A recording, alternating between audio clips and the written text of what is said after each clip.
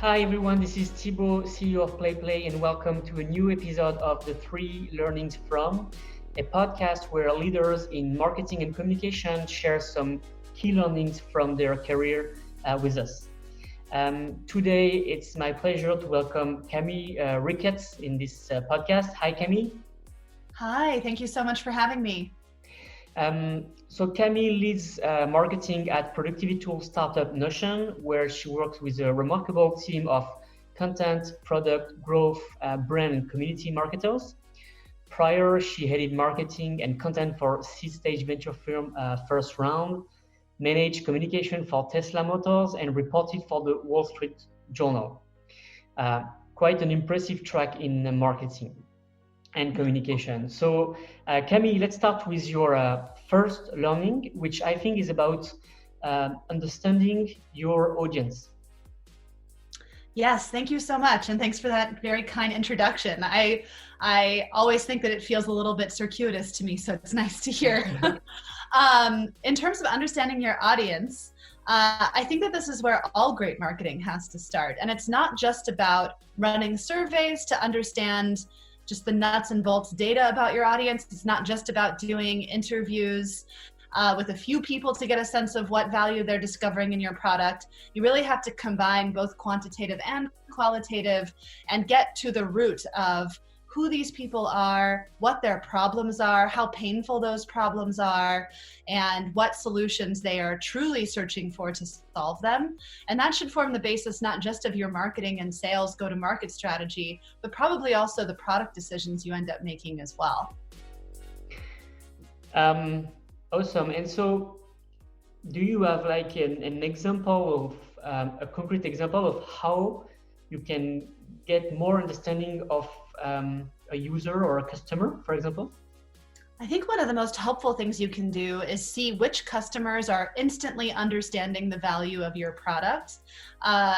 Those are often referred to as best fit customers.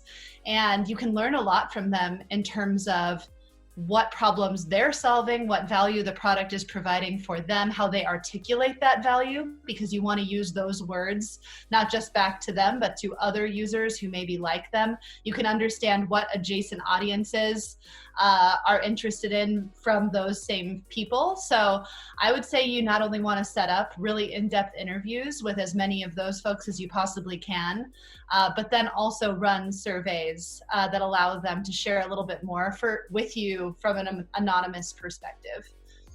Awesome. Let's move to learning number 2. This one is about the importance of creating a community. I think that community marketing is one of the most important movements in the marketing discipline overall right now.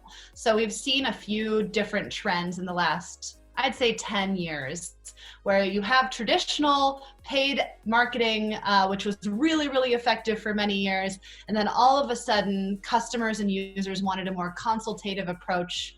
They wanted to sit with their decisions a little bit more. They wanted to have more information during the consideration phase. And that's when content marketing started taking precedence. And that's been an incredible journey to watch. And that's where I've also spent a lot of my career. But now you're seeing content marketing giving way even further to community marketing, where people don't even want to hear as much as they have in the past from the companies themselves, but they want to hear from other users, other people who they can relate to in various ways about how the product has worked for them and why it's been so important. So community is the best way that you can possibly bring together all of these people who are projecting and broadcasting opinions about your product, make them feel close to you, make them feel like their feedback is going to be heard and incorporated, get a sense of what they want to participate in on your behalf, whether they want to help create content, if they can share with other communities that you're trying to break into. It's truly a powerful tool to get all of these users together and to empower them, get to know them really well, and to equip them with the tools they need to share about what you're doing.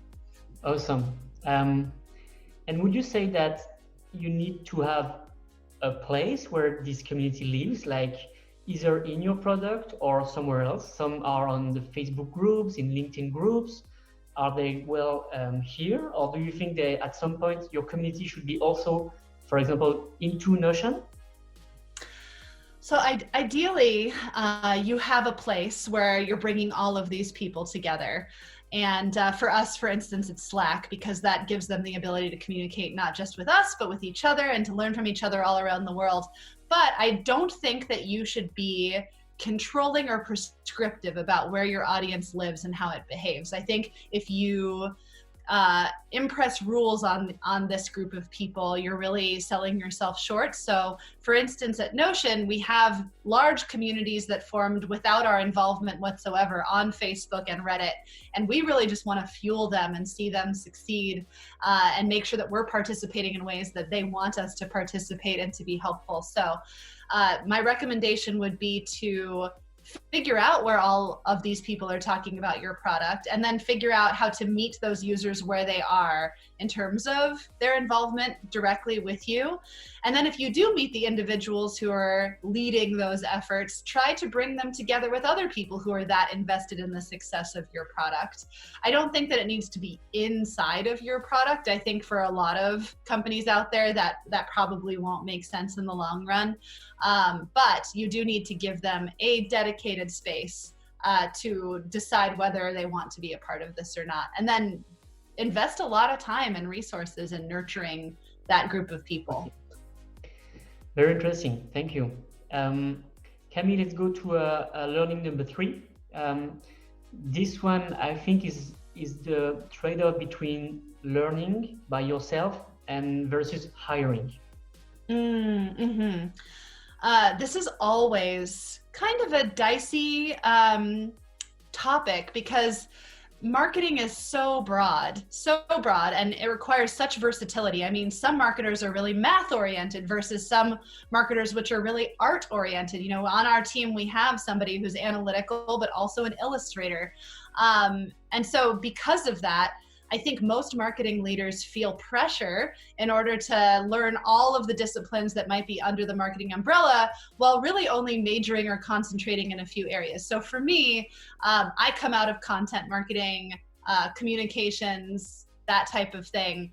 There's no way that I'm going to be able to learn all of the very granular specifics of a lot of the analytical side of growth marketing. And so I need to be really honest with myself. And I think that this is advice that I'd offer, and obviously advice that I've heard from many mentors, but to really do an audit, not just once, but probably every 3 months of the growth trajectory that you have at a company, to say, okay, what is it realistic for me to learn, or for someone on my team to learn? Where do we need to bring on people who have seen the movie before in a skill set where they've specified their expertise in a certain way that would just be amazing to port to the team immediately? What is going to be complementary to what we're currently doing? And what is actually within our wheelhouse of learning on our feet? So I think that can be a chasm that's very difficult to navigate. I think a lot of the failure that you see out there, failure is probably the wrong word, but a lot of the struggle that you see out there comes from doing that too early or doing it too late. And so figuring out exactly when you need to bring on somebody else to run something is incredibly important. Probably one of the top 3 things to ensure future success. Awesome. Well, Camille, we are already done. Thanks a lot for learning. That was fast, but super inspiring and interesting. So thanks a lot. And for all listeners and watchers, viewers, stay tuned for the next episode. Thank you so much for having me.